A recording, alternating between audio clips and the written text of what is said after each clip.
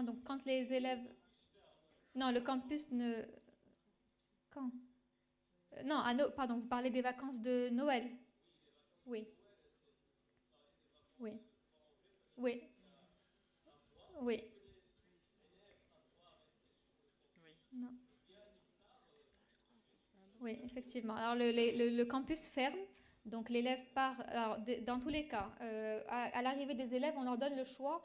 Il y a un groupe de familles d'accueil qui se portent volontaires dans la région et l'élève peut enfin, fréquenter ces familles-là tout au long de l'année, pas que pendant les vacances. Il peut passer les week-ends avec eux. Voilà, s'il veut sortir du campus de temps en temps pour respirer. C'est un système qui est mis en place pour justement apporter un système de soutien à l'élève pendant le temps son séjour là-bas. Pendant les vacances, donc il peut soit être hébergé par ces familles-là, soit ce qui se passe aussi très souvent, c'est qu'il part avec un de ses camarades locaux, enfin, qui habite le pays, qui l'invite chez lui, et voilà. Donc ça se passe souvent comme ça. Mais disons que l'argent ne pose pas de problème dans ces collèges, hein. C'est-à-dire si on n'a pas les moyens de pouvoir payer à ses enfants un billet de retour, on trouve toujours une solution. Et c'est là l'intérêt de ces collèges. C'est-à-dire que le problème, c'est que comme ils vont loin, s'il y a un mois de vacances, il y en a qui peuvent se permettre de donner à leurs enfants de quoi rentrer au pays et repartir, et il y en a d'autres qui ne peuvent pas.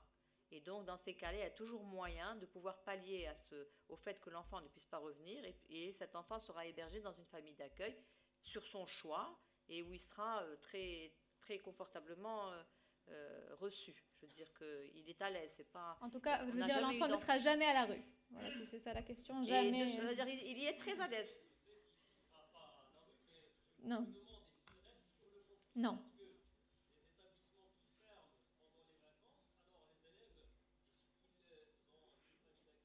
Oui, oui.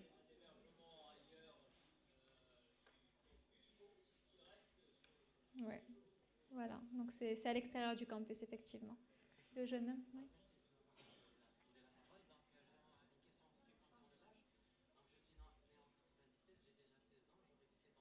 Oui. Oui, oui, ça pose pas de problème. Donc c'est...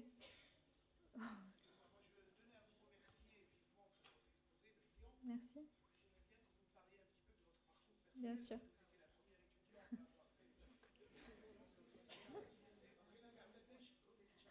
Là, c'est gentil.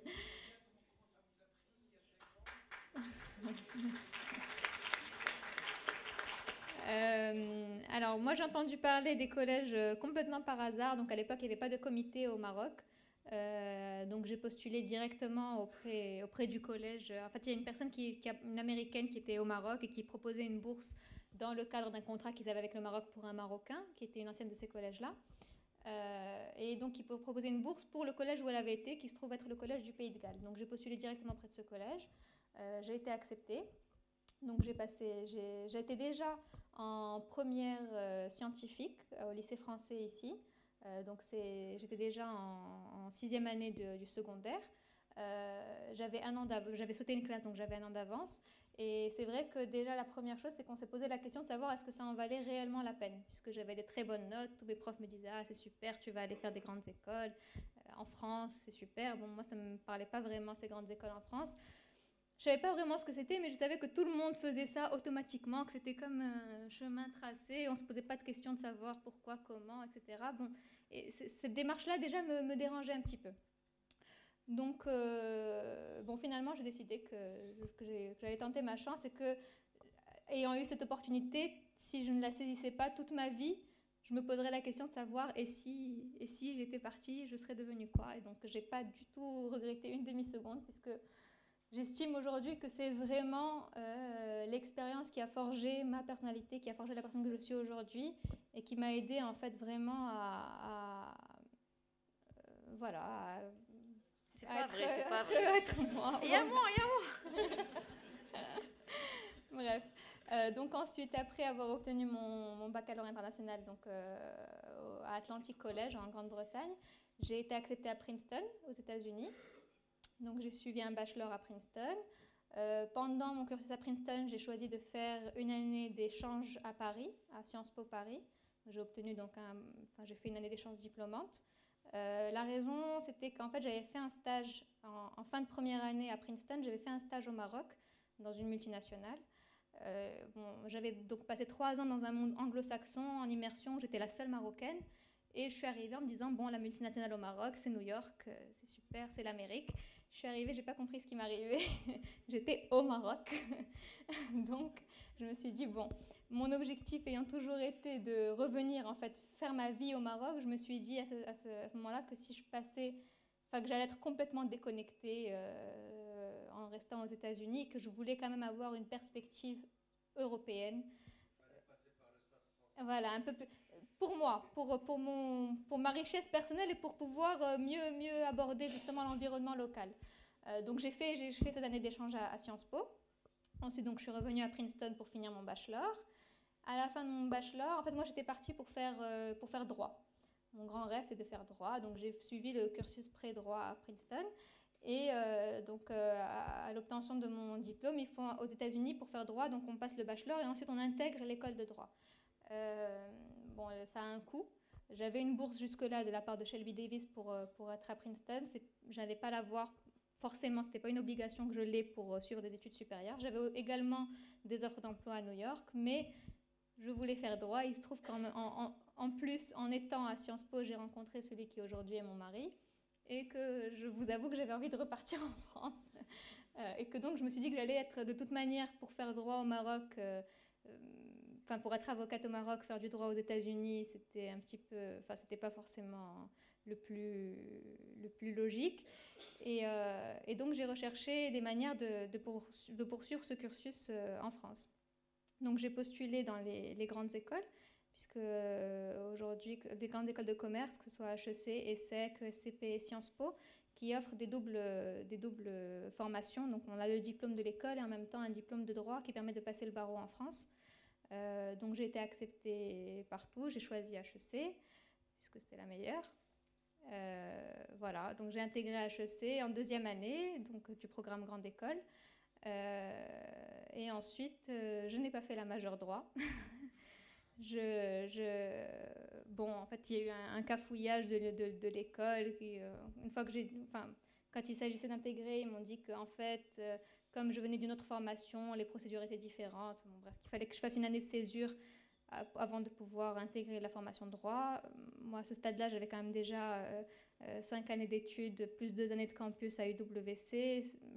J'avais pas envie de continuer des études ad vitam aeternam. Donc, j'ai choisi en fait de finir. Donc, j'ai fait une spécialité marketing. J'ai travaillé à Paris, au sein du groupe LVMH, chez Dior. Et ensuite, je suis rentrée à Casablanca, où j'ai travaillé chez Procter & Gamble pendant 6 mois. Et ensuite, j'ai intégré le groupe Axal, donc, qui est à l'origine du projet Morocco-Mall. J'ai intégré le groupe Axal en 2009, donc 6 mois après être rentrée au Maroc. Et donc, j'ai travaillé auprès de la présidente du groupe, Madame Arnouch, pour monter le groupe qui est là aujourd'hui. Donc, on a monté le Morocco-Mall, on a ramené un certain nombre de franchises, Gap, Galeries Lafayette, Banana Republic, Fnac, j'ai travaillé à tout ça. Et aujourd'hui, depuis bientôt 1 an, en fait, j'ai quitté le groupe, j'ai eu un bébé, donc je me suis un petit peu consacrée à mon bébé. Et là, aujourd'hui, je suis en train d'essayer de monter ma propre société. Donc voilà. Et en fait, pourquoi est-ce que comment ça m'a pris de fonder le comité? En fait, après moi, il y a la personne qui m'a accordé une bourse avait accordé ça à une jeune fille, donc juste après moi, l'année d'après. Et ensuite, leur coopération avec le Maroc s'est arrêtée, donc les bourses se sont arrêtées. Quelques années plus tard, ma petite sœur a eu envie de suivre le même cursus et il n'y avait pas de bourse qui était disponible. Donc on a essayé de lui obtenir une bourse. En l'occurrence, j'avais approché Shelby Davis, qui était celui qui me parrainait à Princeton, pour pouvoir obtenir une bourse supplémentaire pour ma sœur. Et ensuite, après ça, plus personne s'en occupait, il n'y a plus d'intérêt, parce que ça fonctionnait par le bouche à oreille. Et quand je suis rentrée au Maroc, c'est vrai que, je trouvais que c'était dommage.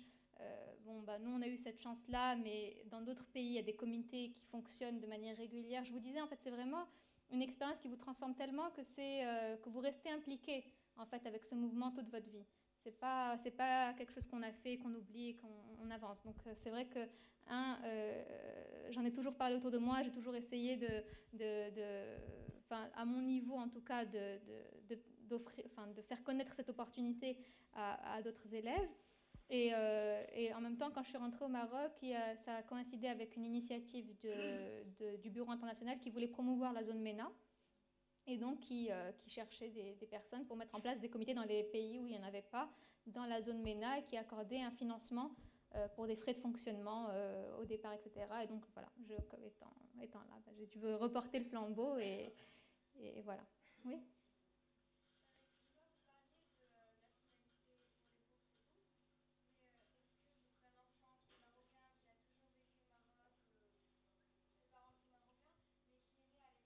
Non, ça pose pas de problème. Oui.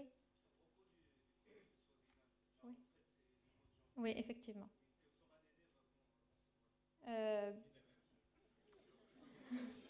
Alors, il y a pas de bonne réponse en fait à ça. On a eu pour l'instant un seul élève qui vient de partir. Donc, on a sélectionné l'année dernière et qui vient de partir il y a quelques jours pour sa rentrée. Qu'est-ce qu'il a fait pendant ces 3 mois? Lui, il s'est impliqué dans des activités associatives, voilà. Maintenant, la vérité, nous, on recommande quand même que l'élève continue d'aller en classe et suivre son cursus comme s'il n'allait pas partir, parce qu'on ne sait jamais ce qui peut arriver. Ça nous est arrivé par le passé qu'il y ait eu des élèves qui aient eu des problèmes médicaux à la veille de la rentrée, qui n'ont pas pu partir. Il ne s'agit pas de perdre un an parce qu'on n'a pas été suffisamment. Donc bon, nous, on vous encourage. Ça ne sert pas à grand-chose, c'est juste pour vous permettre de suivre votre cursus au cas où quelque chose se passe.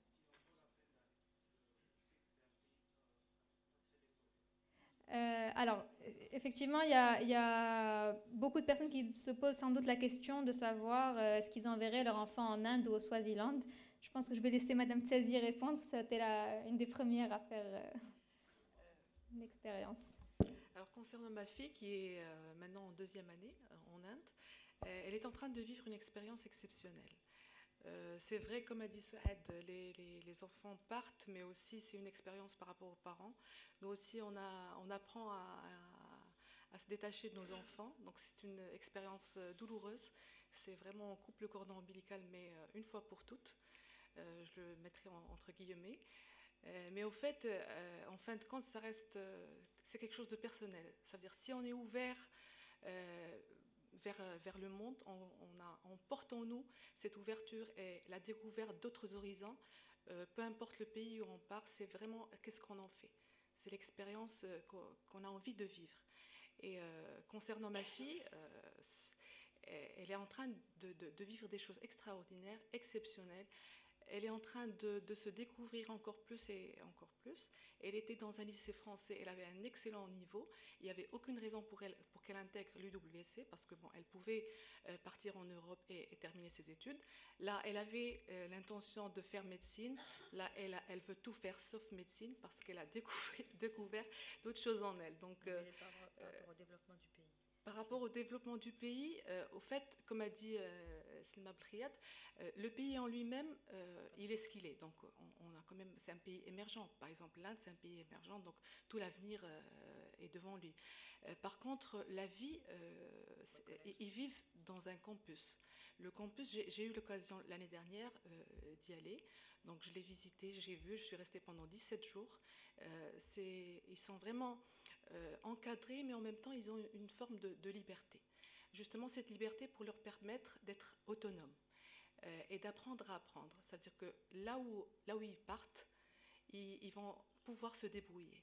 Ils vont pouvoir se connecter et avoir cette facilité de communiquer et d'avoir des relations faciles avec les autres et partout dans le monde. Donc le campus, comme je l'ai vu et comme je l'ai vécu, il n'y a rien à craindre. Ça veut dire que c'est un petit monde, c'est comme s'ils n'étaient pas en Inde. En fait, l'administration elle est composée de personnes qui sont de l'Inde et autres. Il y a 60 nationalités, donc c'est vraiment une richesse. C'est le monde en miniature. Donc moi je dirais que bon, ces déplacements par rapport quand elle veut partir dans une autre ville parce qu'ils vivent dans un village qui s'appelle la vallée Mahindra. Donc ils sont choyés. Il y a au fait c'est le rêve d'un adolescent. Il est là. Mais en même temps il y a une sécurité et il y a une présence. Donc, le pays en lui-même ne pose pas de problème. Je veux juste Le préciser pays que ne pose pas de problème. Pardon, je veux juste préciser que donc les collèges en général sont excentrés des villes, le plus souvent, pas toujours, mais sont souvent dans des petits villages ou des fois même dans la campagne, parce qu'on veut justement que les élèves vivent entre eux, ils vont pas au restaurant dehors dans la ville d'à côté, etc. Ils vivent entre eux. Donc on recrée ce microcosme dans le lieu donné. Et c'est pas parce qu'on est en Inde qu'on va, au contraire, il y a des collèges qui sont dans des pays en voie de développement et qui sont beaucoup plus modernes que d'autres. Moi, personnellement, j'étais en Grande-Bretagne, je peux vous dire que ça n'avait rien de la Grande-Bretagne. C'était Hermisset, quoi. Et encore, peut-être que Hermisset est plus développé. S'il y a des gens de Hermisset, ça ne va pas vous dépayser. Non, mais moi, j'ai eu mes 2 enfants dans 2 collèges différents. Une qui était en Angleterre et l'autre qui était aux États-Unis à Montezuma. Montezuma est une région très, très, très sous-développée. Mais la vie dans les collèges est similaire partout dans chacun de ces collèges. Peu importe le niveau de vie, l'état dans lequel ils se trouvent. Parce que les études qui y sont données sont similaires dans tous les collèges. Je ne pense pas qu'il y en ait un où il y ait un meilleur accès dans des universités américaines que d'autres. Ils sont égaux. Mais il est certain que chacun des collèges, évidemment, recrute un certain nombre, je crois 30% de gens nationaux, de gens locaux. C'est ce qui fait la différence. Mais sinon, les collèges, la vie dans les collèges est similaire dans chacun des 12 collèges. Et le niveau qui y est donné est similaire dans chacun des 12 collèges. Et les chances qui vous y sont données sont similaires dans chacun des 12 collèges. Oui, madame ?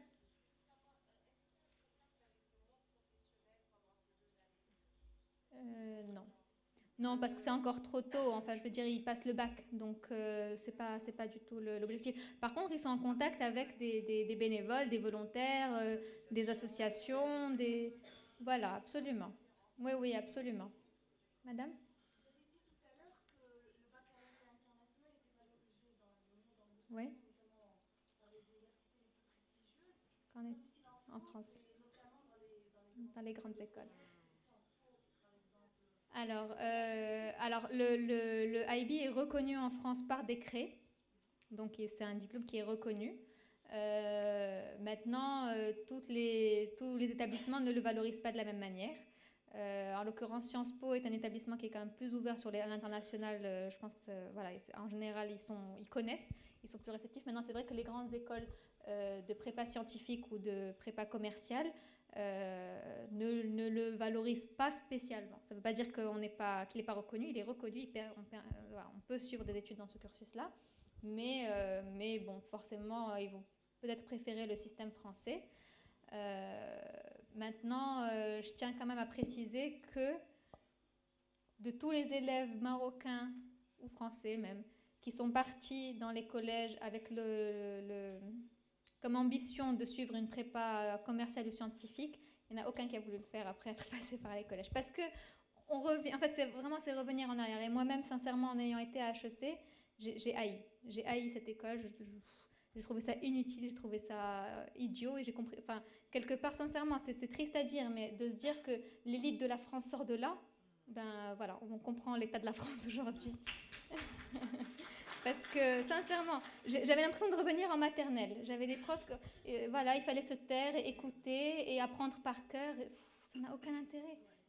C'est pas comme ça qu'on apprend aujourd'hui. Donc, par là-bas, il y avait deux.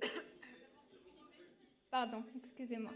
Oui, il y a la dame et ensuite on descend.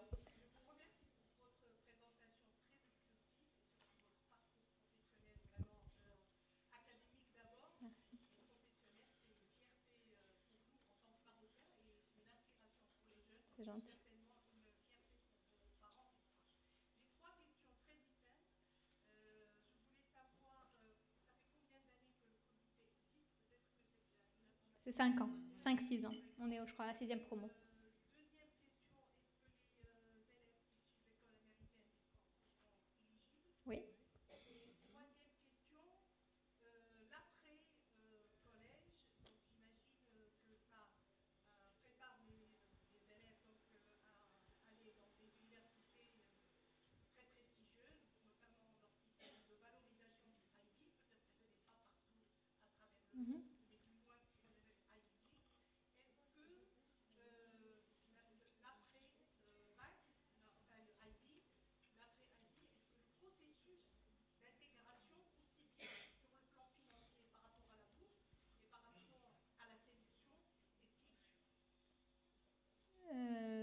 suis pas sûre d'avoir très bien compris votre question. En fait, voilà, les moyens financiers qui sont donnés. Oui.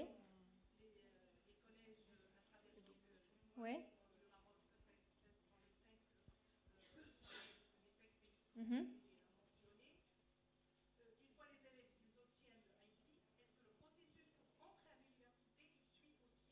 Oui, oui, oui, absolument. Oui. Hein? Oui. En fait, voilà, en général, tous les étudiants qui sortent de UWC ont une entrée à l'université. Donc il n'y a aucun étudiant, enfin le taux d'échec scolaire avoisine les 1% et encore. Et en général, c'est des gens qui ont eu des problèmes de parcours de santé ou autre, et ils ont la possibilité de pouvoir refaire. Donc voilà, il n'y a pas d'échec scolaire. Tout le monde a une place à l'université selon son niveau, bien sûr. Parce que tout le monde tout le monde n'a pas le même niveau, donc on prétend bien sûr à l'université à laquelle on peut par rapport à son niveau scolaire. Maintenant, les bourses, c'est-à-dire qu'on n'a jamais eu un élève qui a eu une entrée à l'université et qui n'a pas pu y aller parce qu'il n'avait pas de moyens. Donc il y a toujours une adéquation qui est faite entre l'admission des universités et les bourses. Il y a des conseillers d'orientation qui aident les élèves à remplir leur dossier, etc., pour postuler aux universités. Donc, si vous voulez, ils sont accompagnés jusqu'à leur acceptation à l'université XY. Ensuite, par contre, ça devient indépendant des UWC, sauf dans le cadre des universités américaines où ils continuent de bénéficier de la bourse de Shelby Davis pendant les 4 ans. Je tiens à préciser aussi que le cursus américain dure 4 ans, que la bourse, en fait, une fois que vous l'avez eue, elle est acquise pendant les 4 ans. C'est pas remis en cause chaque année. Voilà, maintenant, juste par rapport aux débouchés, rapidement, certes, on a une majorité d'élèves qui vont dans des universités américaines. On a également un certain nombre d'anciens Marocains donc, qui sont aujourd'hui en Espagne, qui sont partis à l'IE de Madrid, qui est une des plus grandes écoles de commerce en Espagne. On a des élèves qui sont à NYU Abu Dhabi et des élèves qui sont à NYU Shanghai. Ça, c'est les Marocains. Je parle des Marocains qui sont partis. On en a une qui est à Harvard, on en a une qui est Princeton. On en a une qui est à Columbia, on a des Macalester College. Enfin bon, il y a quand même une assez grande de variété. Bon, une majorité qui vont aux États-Unis parce qu'on a des bourses, on a des aides pour ça. Donc c'est une orientation, on va dire, naturelle. Mais il y en a quand même qui ont choisi de repartir en Europe. Et donc c'est tout à fait possible et permis. Oui, madame ?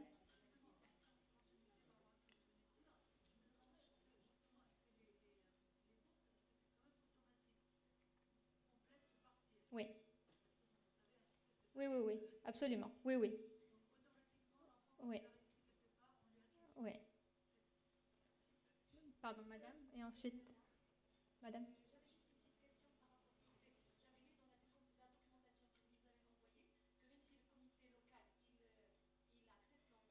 Oui.